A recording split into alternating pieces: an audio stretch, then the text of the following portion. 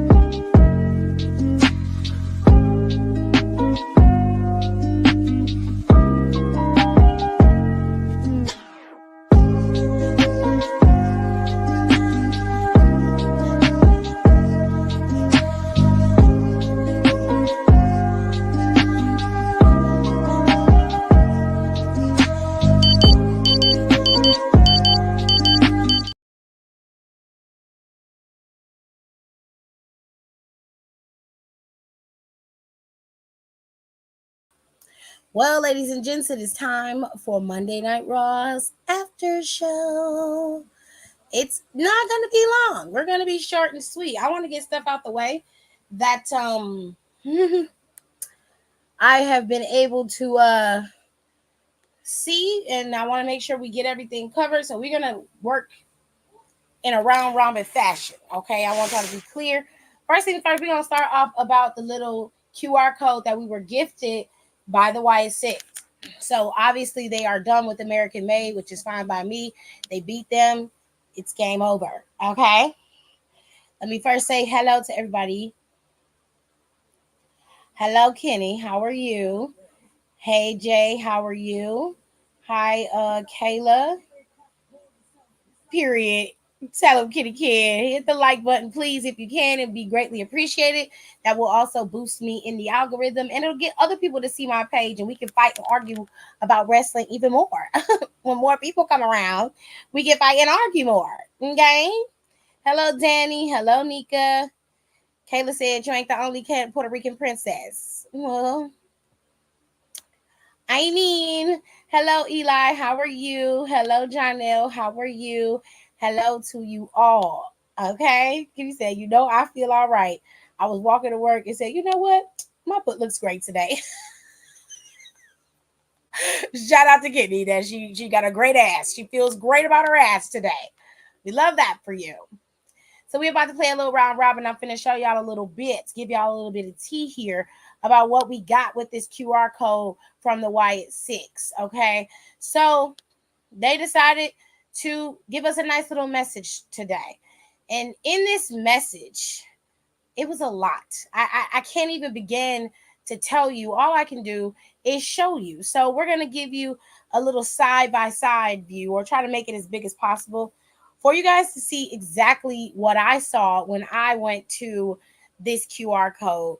It says, an open door is a welcome that makes a stranger into a friend. Please pardon me if I mess up stuff because I ain't got my glasses on. Okay. Let me zoom in a bit. And it says, can you keep a secret? Each one of these are hyperlinks that leads to another page that basically gives you a poem of sorts.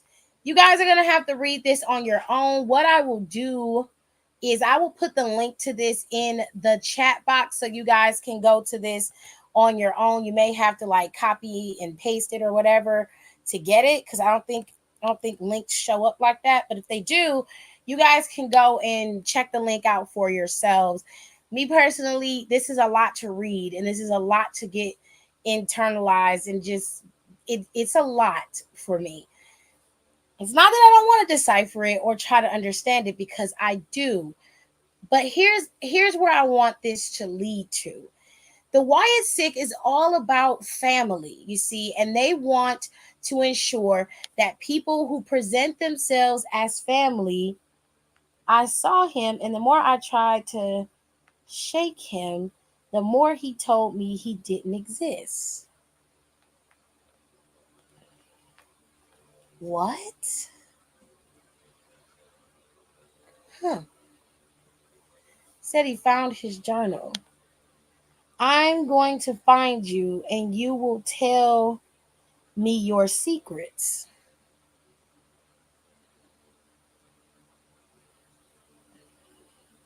When I saw him, time and energy stopped, but I never really. What? What does that say? What does this word say? Babe, can you read this? This right here? I never really something him. I don't know what that is. It can't be saw. What I don't the pages just get stranger and stranger. But I'm gonna keep showing y'all so y'all can see it. But again, in your own spare time, you guys can go and look it up for yourselves. So let me see what this says. I was thankful he let me see him because he is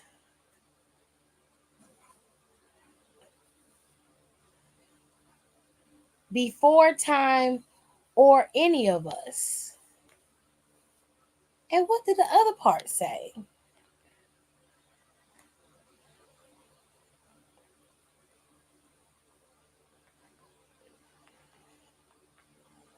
That's where he lives.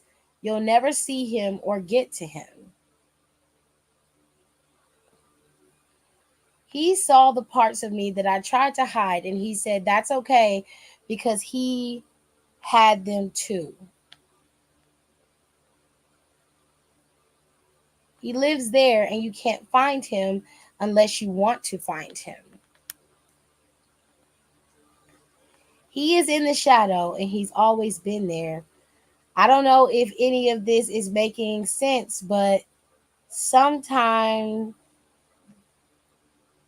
I, but something, I think I said something. I don't, I don't know. I'm trying here, y'all. I think he's writing this. Oh shit.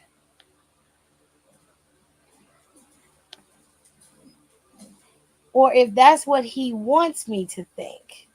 Now I wonder if he is me or if that's what he wants me to think. Okay. I am nobody. I am all of us. I am. I accepted, but kept him hidden for a long time.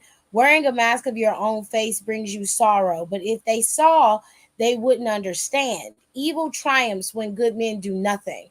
I hope I am a good man. Well, it's a lot, y'all. I can't.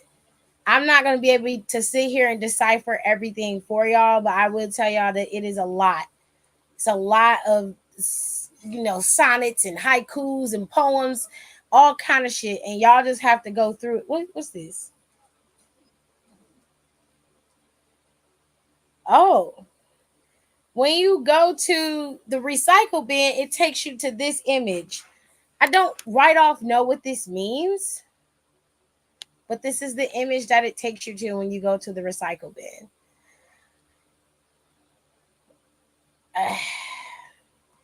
Y'all, it's a lot. It's a lot. I will say that. It is a lot. So that's what we got from this QR code. Now, I'm going to put the QR code up again. You can scan it for your own well being. The link to this particular QR code is in the comment section.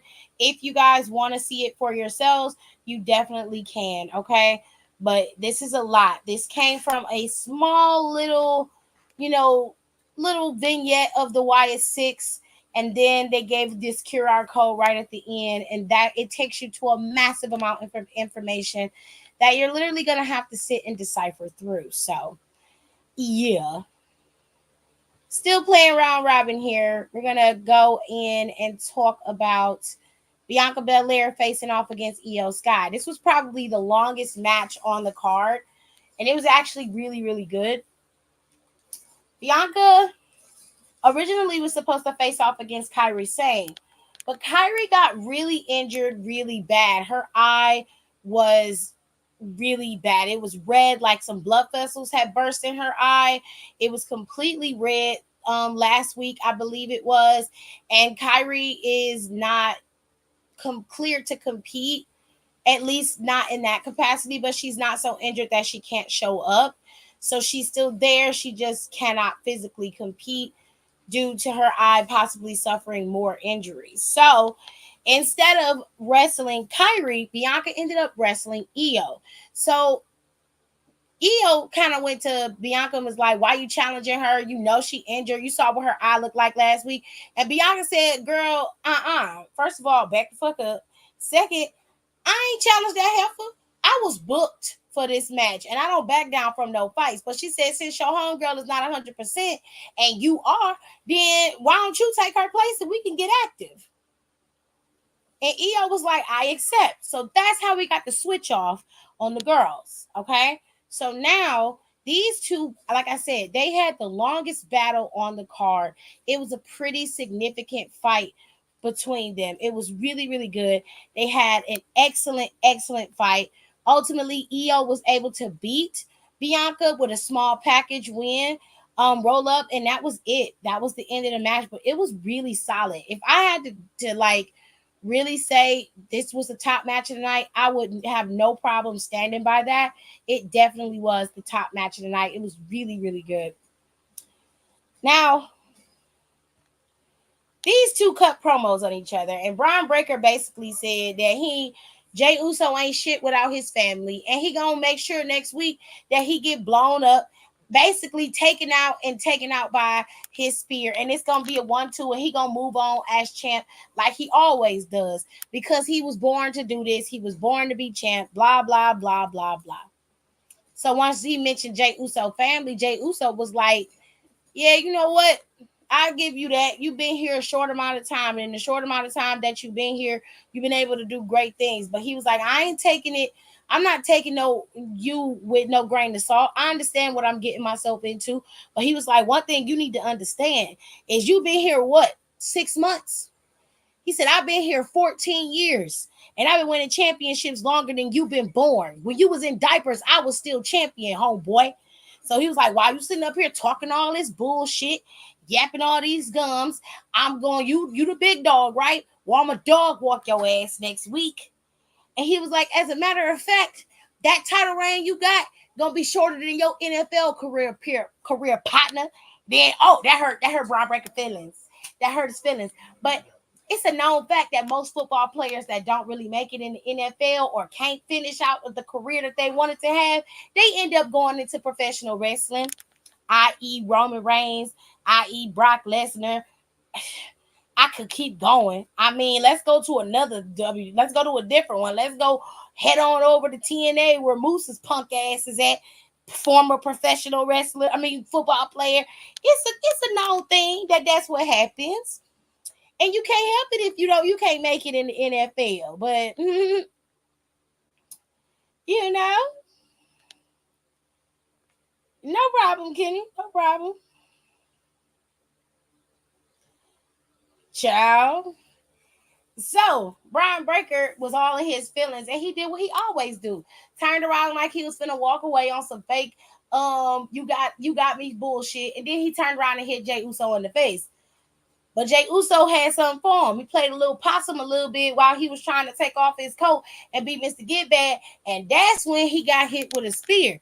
That motherfucker did not walk out of there. At least we didn't see him walk out of there. Now later on tonight, as the night progresses, Jay Uso obviously doesn't have his eyes on the prize, or at least his eyes on his opponent.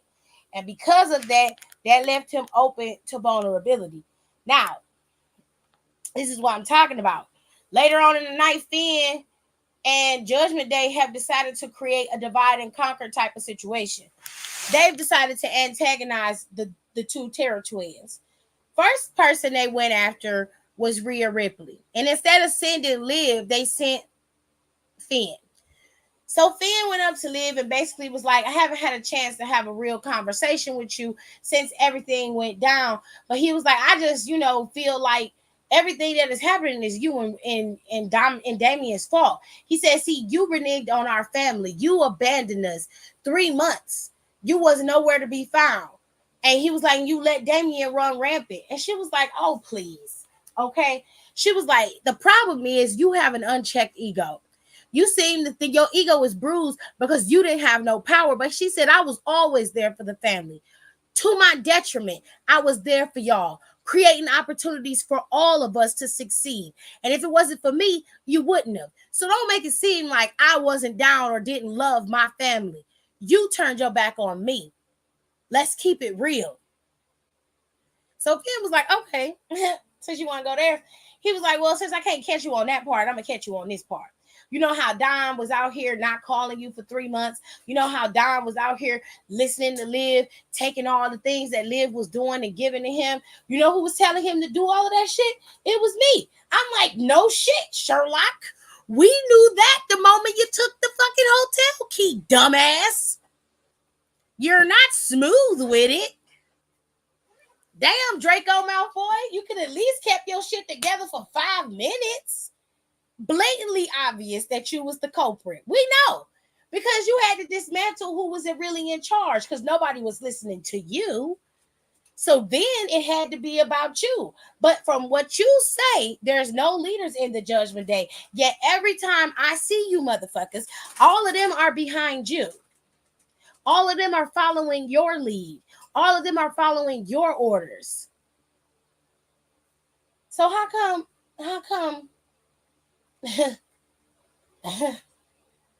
so how come there's a leader but there ain't no leader? I mean, what's going on, Jared? Can you explain it? You ain't got no explanation? You don't know what's going on? Because I don't get it. I don't get it. Now Rhea was about to tear into him. But of course, Jey Uso came up and was like, yo, do we have a problem? Do we have a problem? Right there. Do we have a problem? He was like, no, we're good. But you should be more focused on Braun Breaker and not creating more enemies. You know you got a lot going on, and I think you bit off a little bit more than you could chew. I was like, listen here, Draco, okay? At the bare minimum, since we talking about biting off more than we can chew, I'm going to keep it all the way funky with you. No slouch in the ring. Finn Balor ain't never been no slouch.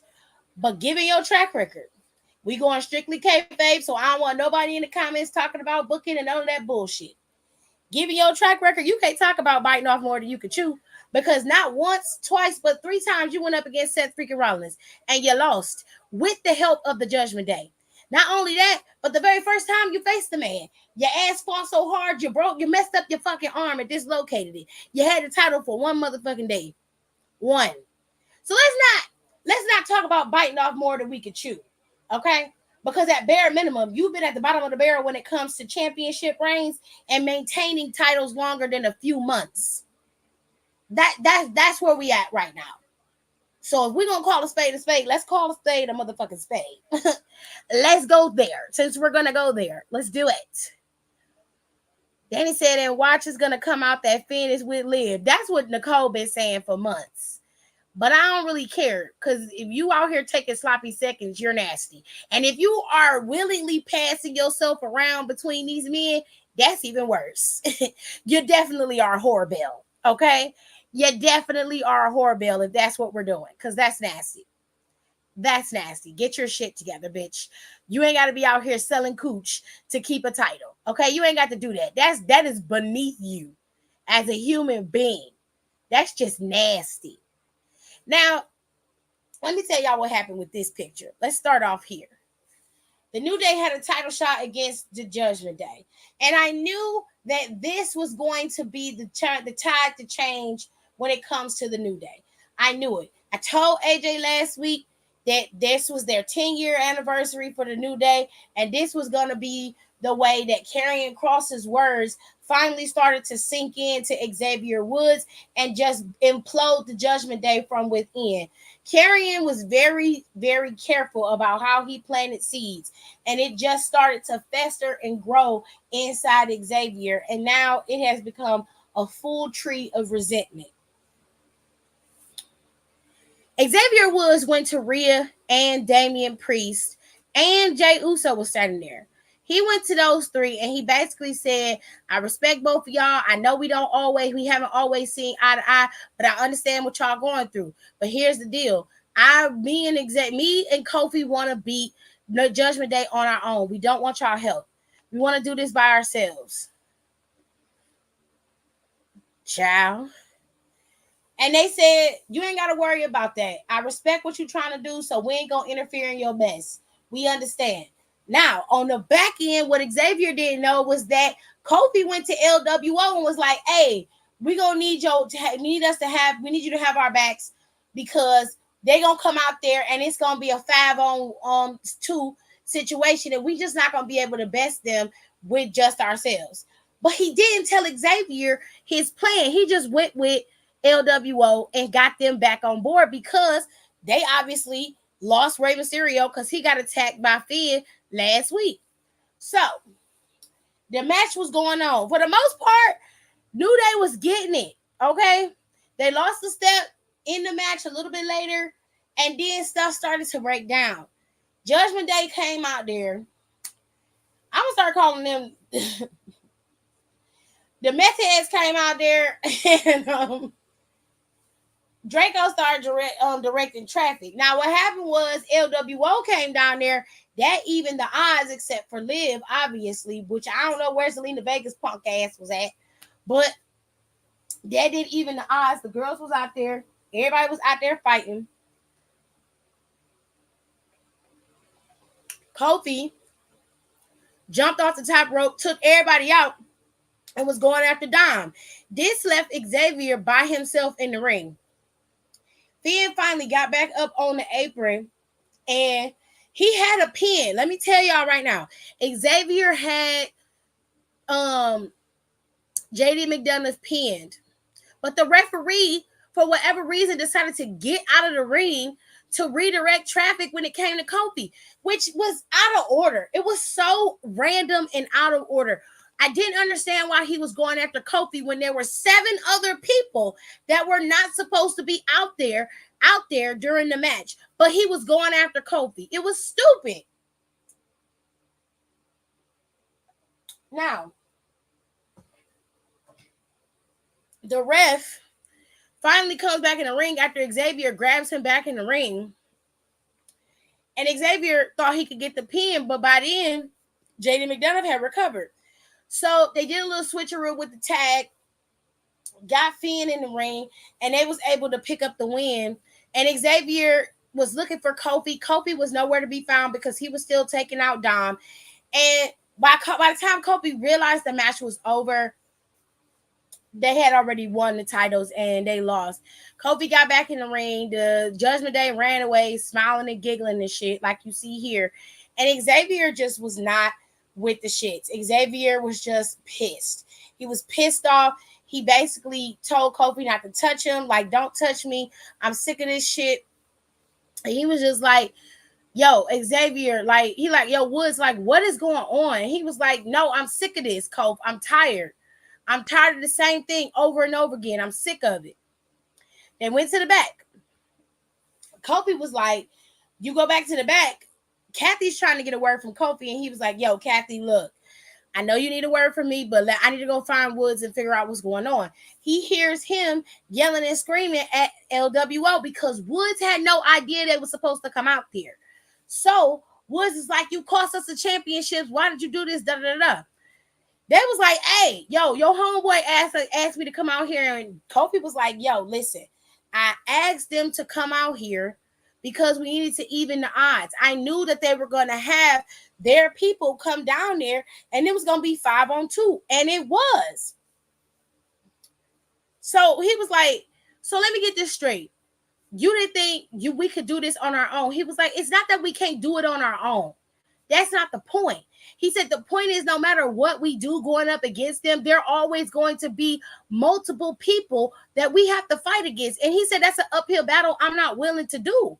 And I don't blame him for that. And Xavier was like, we always fought our own battles. We ain't never asked for help from nobody. And he was like, that was when we had Big E. We don't have Big E anymore. It's just you and me. So he was like, okay, so now I see what this is about. You don't believe in me. You don't think I can get the job done. He said, that's not it either. He said it was 5 of them versus us. We needed some backup. And he was like, no. He was like, you know what? You don't trust me. You don't believe in me at all. You don't think I can do it. And he was like, what really pisses me off is that you went behind my back and went to LWO and didn't tell me anything. You've been doing this more than a little bit, and you keep doing it. You don't consult me. You don't talk to me. You don't tell me anything. I find out later on the back end what you're doing. And I'm getting sick of that shit. I'm like, God damn. Oh. Child, it was heartbreaking watching them two brothers fight like that. But they was out there fighting. And I both of them made valid points. Okay. So you're looking at two sides of the same coin. Okay. On one side, Kofi is right. They do need to have backup when you're facing off against a whole faction. You were not just wrestling Finn and JD McDonough. You were wrestling all of Judgment Day. When they saw that Finn and JD were not going to be able to best y'all, they came down there to make sure the odds was in their favor because that's how they operate. So, of course, Kofi was in the right to go and get help from LWO. He was correct to do that. Where he fucked up was that he didn't have a conversation with Woods to make sure Woods was okay with that plan. He planned and left Woods out of it. So Woods telling everybody we're going to do this by ourselves. Kofi is back there making backhanded deals. It looked like y'all not on the same page because you are not.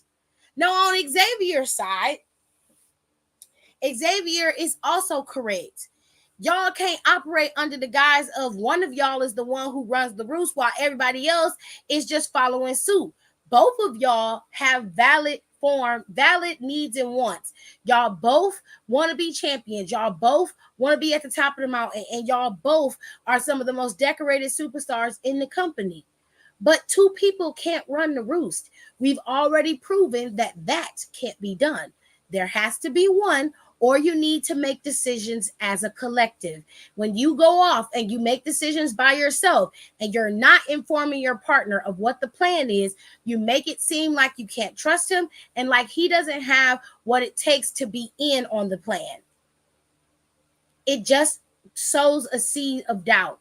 And what it does is continue to fester all of the things that Karrion Kross has been saying for these last couple of months. And now Xavier, because he's so insecure, and I don't mean that in a way of being disrespectful. I mean it in a sense of the insecurity came from Karrion. It was a seed of doubt that he began to sow. And that seed began to continue to grow over and over and over again. And now we have a true tree in the midst of this friendship. And eventually, if they don't get this shit together, they're going to fall apart. And New Day is going to be no more. Now, if they don't want that to happen, then Big E is going to have to step in, not in a sense where he has to come back and wrestle, but more specifically in a sense where he has to pull his friends back together. So let's get into some irrelevant shit. There's a matchup between Natalya and January 6th.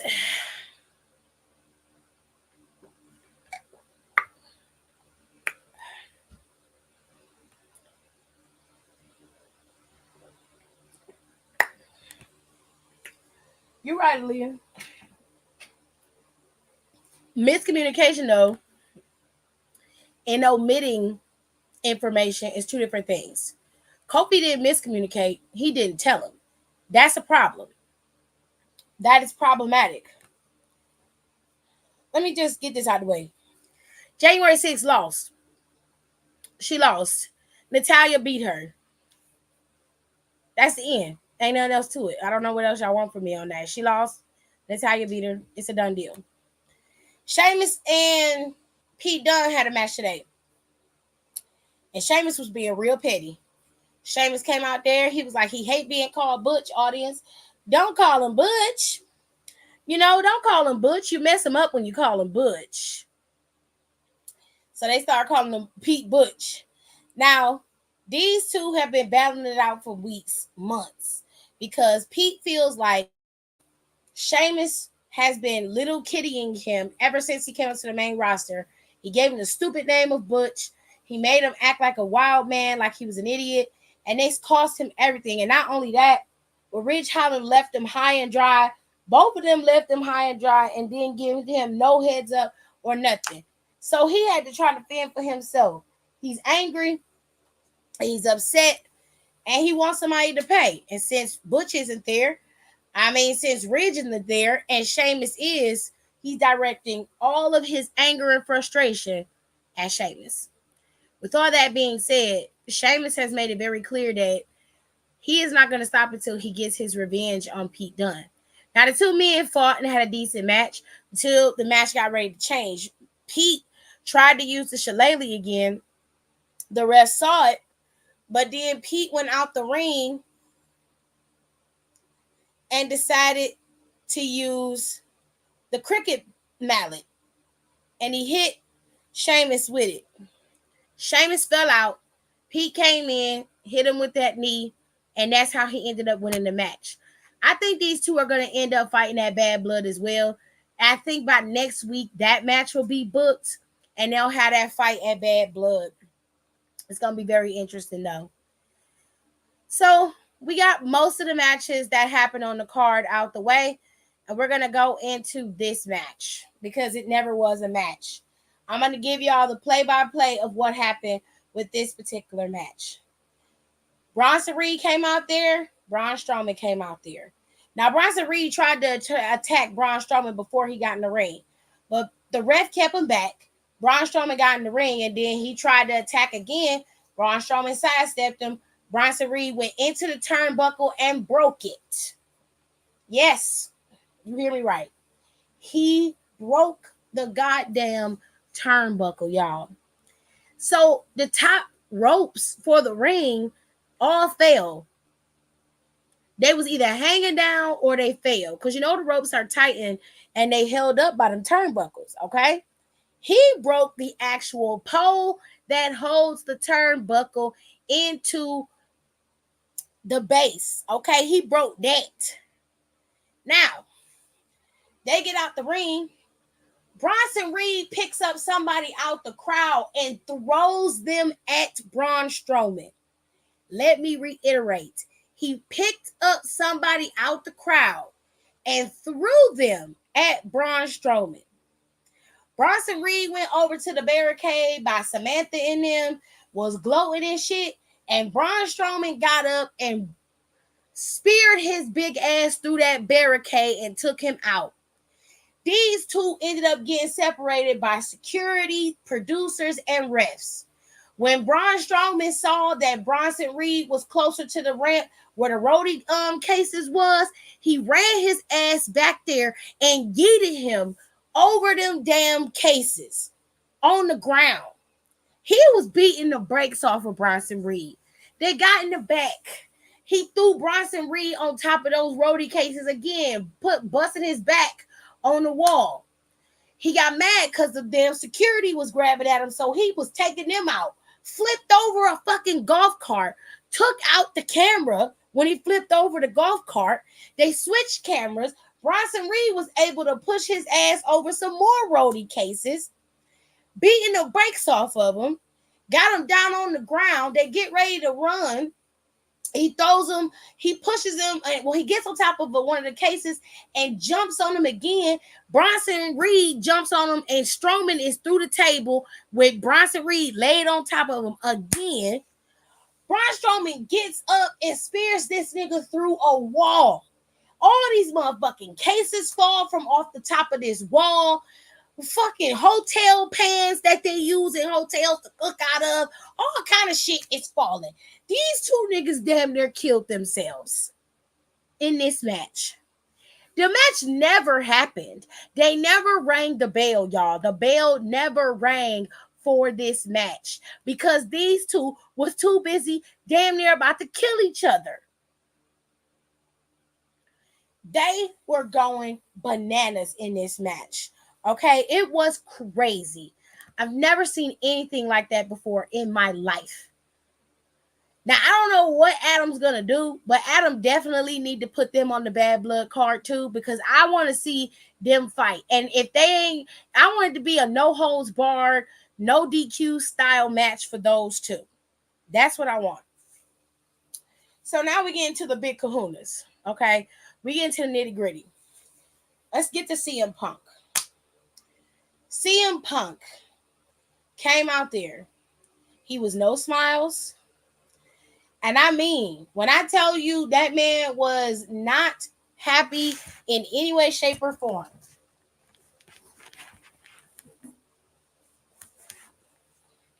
He was all business.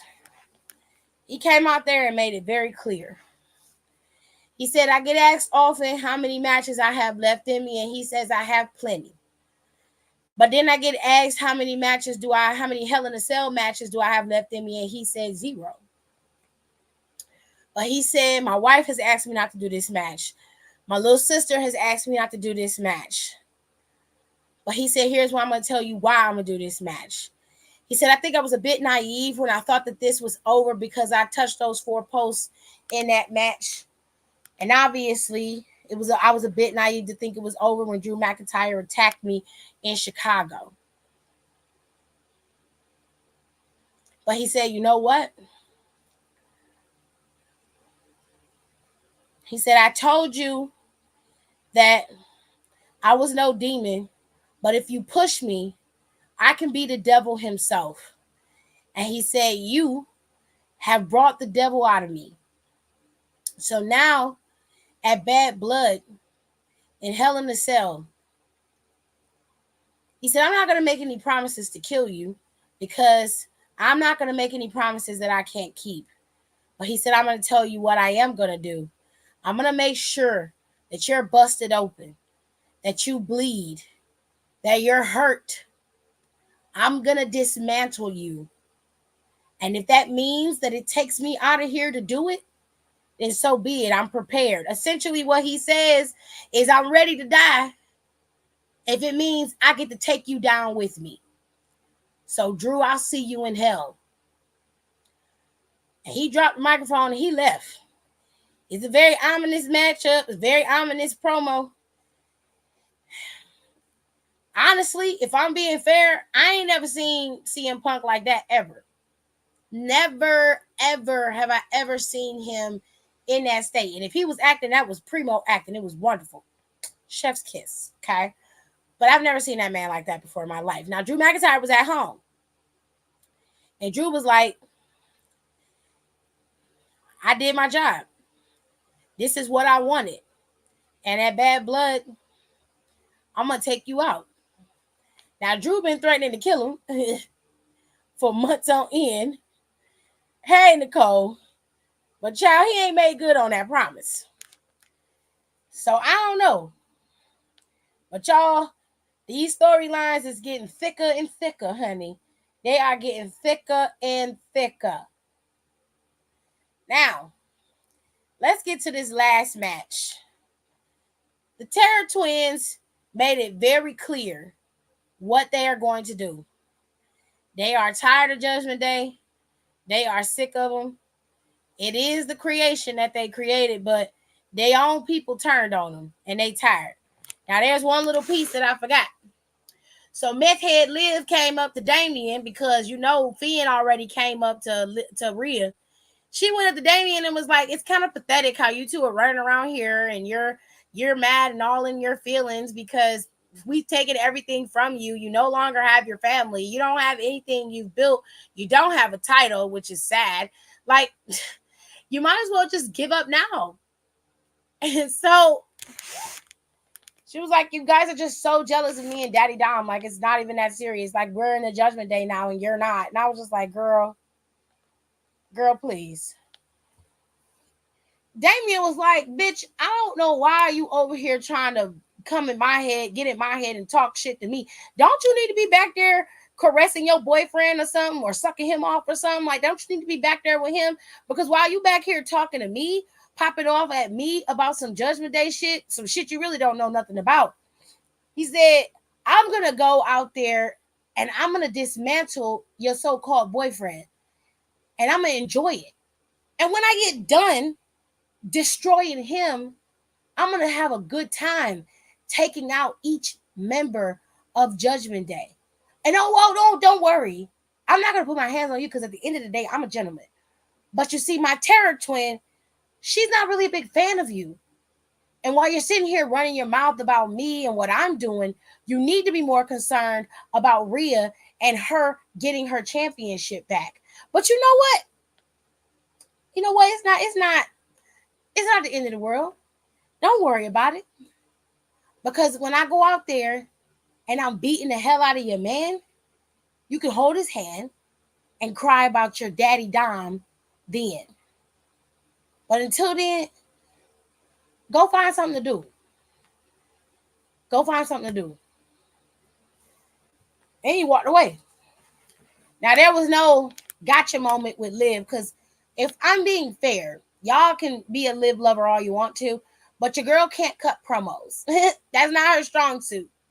You know, she thinks being a heel is kind of similar to Roxanne, but at least with Roxanne is a bit more believable. I can actually believe what Roxanne is selling, and Roxanne actually makes good on what she says. That's not the same when it comes to Liv Morgan. Liv Morgan's heel work is interesting, if that makes sense. There's no passion behind it like it is with her face work. Her face work is a bit better, in my opinion. I can take what she's saying as a face a little bit better because she does back it up fully.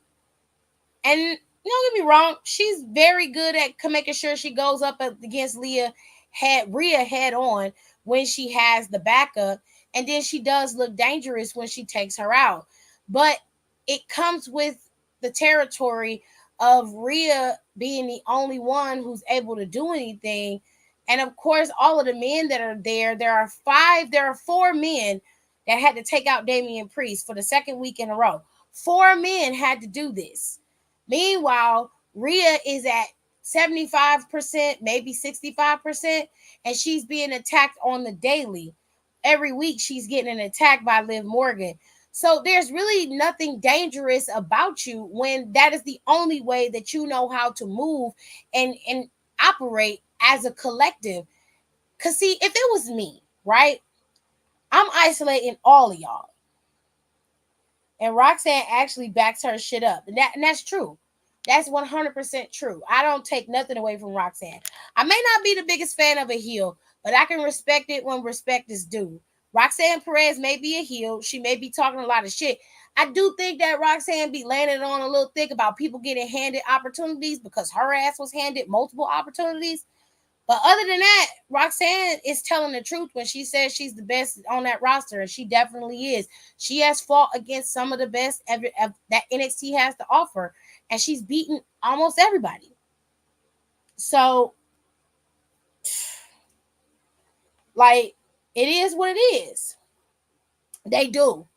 But they've been getting their asses handed to them for 2 weeks. Now, last week, Jey Uso was able to thwart the rest of the attack. But this week, when Jey Uso came out there to help, he was a little hesitant to go in the ring because he knew that it was going to be a full-on assault from the Judgment Day. Remember, there are 5 people in that ring, and there's just him, including Liv Morgan. Okay? So I would have been hesitant to go in that ring too. No cap.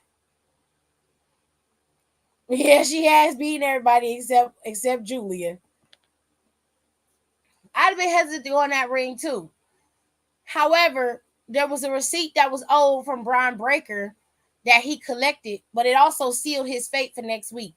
I swear to goodness, if Triple H do not give Jey Uso this damn title next week, I am going to lose it. I am going to lose it. You understand? Now, earlier, Before they went out there for their match, for Dom's match against Priest, Ilya was back there talking to Jey Uso, and he gave him his props. He was like, "Look, you beat me. You know what I'm saying? We had our match. You won. I ain't trying to start no shit. I'm just coming to tell you, congratulations and good luck against Braun Breaker. And I'm glad you got the W." And he was like, "I appreciate you, bro." He said the yeet. They yeeted it up, and then he left. Ilya was back there, and that's when Judgment Day surrounded them, looking like some Draco, Goyle, Crab, and Millicent Boaster all out there, standing there, and not intimidating a fly, in my opinion, because I'd be looking at them like, y'all clowns are really out here tripping. Now, Finn's ass basically was like, you need to watch who you talking to. That's why I call him Draco Malfoy, because Draco told Harry Potter, if y'all ever watch Harry Potter, in the very first Harry Potter, Draco was standing there and he realized that Harry Potter had came to Hogwarts. So he was like, you know, you shouldn't be associating yourself with the wrong sort, and I can help you there, putting his hand out. And Harry was like, I can tell the wrong sort for myself, nigga. That's exactly what Finn did to Ilya. He was like, you shouldn't be associating yourself with people like Jey Uso unless you want to incur the wrath of the Judgment Day. And Ilya was like, bitch, I don't give a fuck about what you talking about. He was like, I don't give a fuck about what you're talking about. See, now here's the thing. Here's what I would have did. Cause see, Finn is making enemies out of everybody. And while Judgment Day did incur certain people and they did go after certain people, it was like when people came into Judgment Day business or they had matches with Judgment Day, those are the people that they went after. Essentially, if they went up to you and was like, hey, we want you to join the Judgment Day, and you denied them, that's when you became an enemy. They didn't just go after you just to be going after you. That's one thing I can say Judgment Day didn't do. They were very strategic about the things that they did. One, because they didn't need a lot of people on their back. But two, they didn't want to have too many targets, but they also still wanted to look strong. So they went after specific people, scared enough of the roster to keep them off of them, but to also be able to focus on one path. Finn is not trying to do that.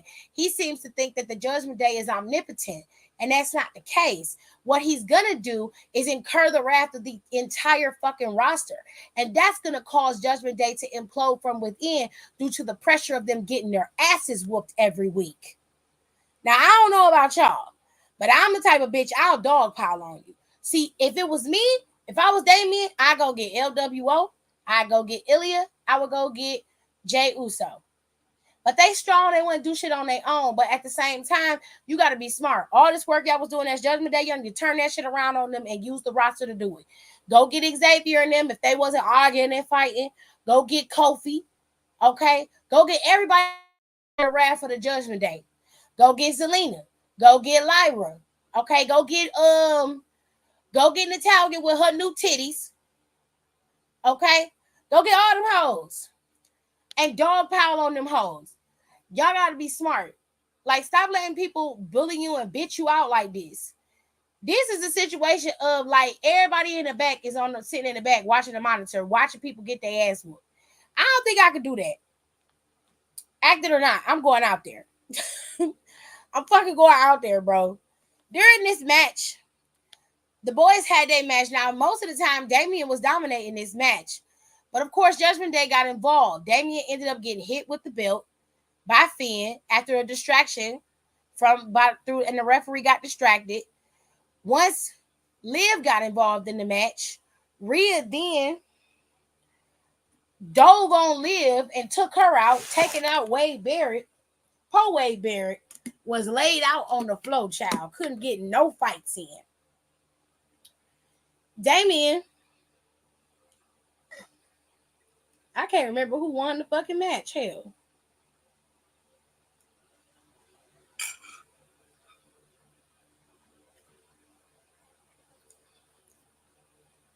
I legit do not remember.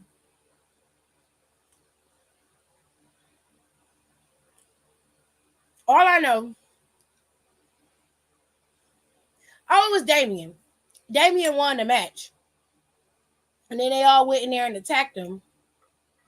Rhea tried to get at Dom, and that's when Liv took her out. She got in the ring. Liv hit her with the Oblivion for the second time.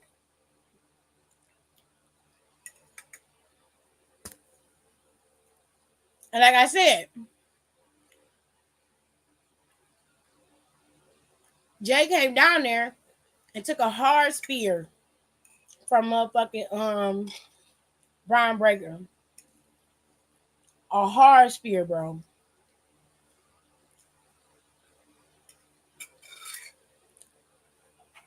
And then it went off with them standing tall once again, and the Terror Twins laid out.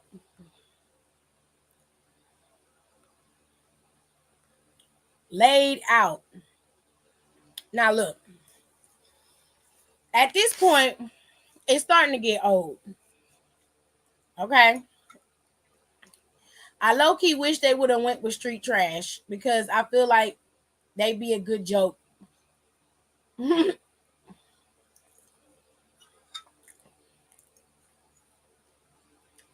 did y'all see Finn wearing the Street Trash shirt?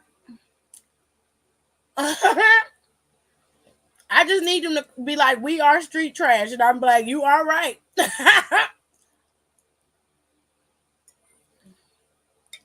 They had gear made for it and everything. I said, well, damn. Y'all was ready to go.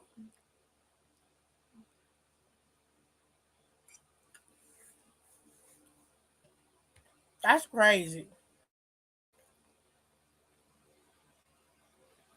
They're booking like they're waiting on something. I feel like they are. Honestly. So, boom. I think Damian Priest is going to beat Finn Balor at Bad Blood. I don't think he's losing. I think Rhea, if she does win, Raquel's going to end up attacking. If she doesn't win, it's going to be because of Raquel.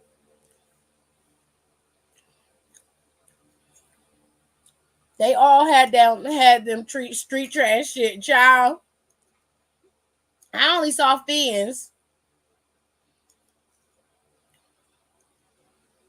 But that's crazy.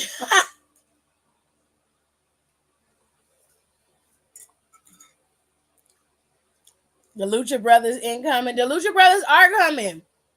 I remembered that. And I thought about that after New Day lost today, but I knew New Day was going to lose. I knew they were going to lose. I just didn't want them to lose like that. You know what I'm saying? But I knew they were going to lose. But I thought about it today, and I was like, okay, the Lucha Brothers are coming.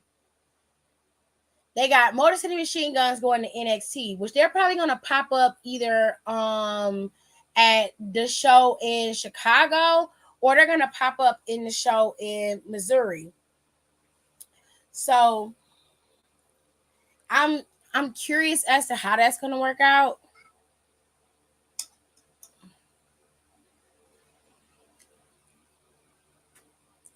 Anyways,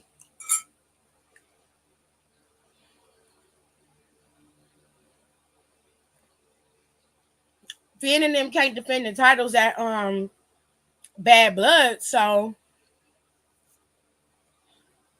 I don't know. I'm very curious though. Ray Phoenix contract should be up by now. They were saying sometime in September.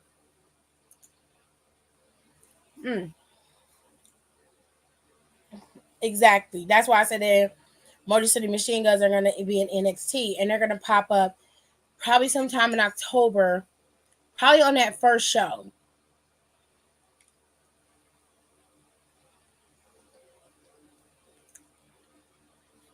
I think they're going to show up on that first show, and then tag team champs probably going to have a the tag team champs probably going to have an open challenge, and they going to answer it.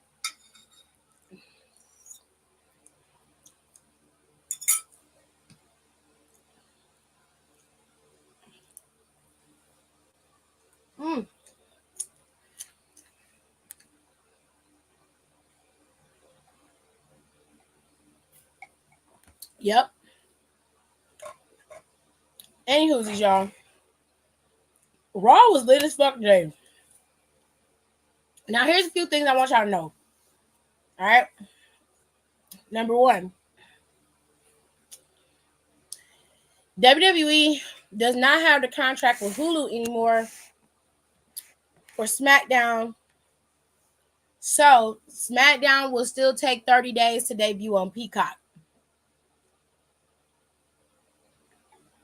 So, if you don't have the DVR setting on your Hulu where you can record Monday Night Raw or SmackDown every week so you don't miss anything, you more than likely are going to miss SmackDown because you won't be able to watch the new episodes for 30 days. So that's this month's set of SmackDowns won't be available until October, which to me is just silly. That's just silly, but that's the tea. So SmackDown is no longer available through Hulu. You can only watch it through Peacock for the replay, and you can't watch that replay immediately. It waits another 30 days for you to watch it. What else? Oh, for those of you who could possibly be going to the NXT show for St. Louis, from my understanding, they've switched venues. Now, today they advertised the venue still being in St. Louis, but from what I saw, the venue has been changed to Chesterfield, I think it is. And they're supposed to be going to a smaller venue. Okay. So if you got your tickets or you're getting ready to get tickets, please check and double check and make sure they haven't changed the venue. If they haven't said anything, that venue is probably going to change within a week or so, because I think they decided to downsize to a smaller venue rather than the big one in St. Louis. So yeah, y'all. I don't know what's going on with the Hulu contract, but they decided not to renew it or whatever, and it is no longer available on Hulu. You cannot watch that stuff on the playback on Hulu. So if you miss the shows, you either need to have the record function on whatever streaming service you have. For me, I have Hulu Live, so I'm allowed to record. I can keep recordings on Hulu Live for up to 90 days. And I can record hella shit on Hulu Live. So if you don't have that and you have Sling, I know you can record stuff on Sling for sure, but you got to get that premium package. I don't know about Pluto or any of the other streaming services like YouTube TV or anything like that. Y'all will have to check into that. So I highly suggest that whatever y'all are watching, if you have the ability to record it, especially these live shows that you may possibly miss, you need to record it so you can watch it. I'm sure when they switch off to Netflix that it will be readily available, like Raw will be readily available right after Netflix goes off. So I wouldn't really worry about that too much. But yeah. So that is Monday Night Raw. That's the after show, ladies and gents. Okay. Do not fret, because next week we're going to have a plethora of matches again. Next week, though, we're going to have this Intercontinental Championship match, which I'm hoping that this closes out the show. The only thing that I forgot when it came to Monday Night Raw was, the confrontation between Gunther, Ludwig, and Sami Zayn. Okay. Sami came out there to address Gunther once again to demand a championship match, to which Gunther has declined again. And Ludwig basically was telling him why he don't deserve it. Yada, yada, yada. So Sami started running his shit down and like, you've been Gunther's bitch for like the last 5 years. Your ass ain't got shit out of the deal. You ain't been nothing since you came to the main roster except for Gunther's man. And then when you don't do like he wants you to do, he basically bitch your ass out. And then when Ludwig tried to attack him, Sami got him together with that haluva kick. So I don't know what they're gonna do, but next week Ludwig is supposed to go up against Sami Zayn. I'm pretty sure they're gonna beat him down, and then Gunther will finally accept. But either way, y'all, that's the tea with Monday Night Raw. I will see y'all probably Tuesday. If I don't go live on Tuesday, I will see y'all on Wednesday, and we'll do all the talking like we always do. Okay? Y'all be easy out here in these streets. Please, please, please wash your hands. Keep hand sanitizer on you, or get you a little bottle, spray bottle with some alcohol. Because I'm telling y'all, this virus is real. It will get you. So be careful. And please practice good hygiene. Okay? You got to keep yourself clean. Protect yourselves. Y'all have a good night, and I will see y'all next time.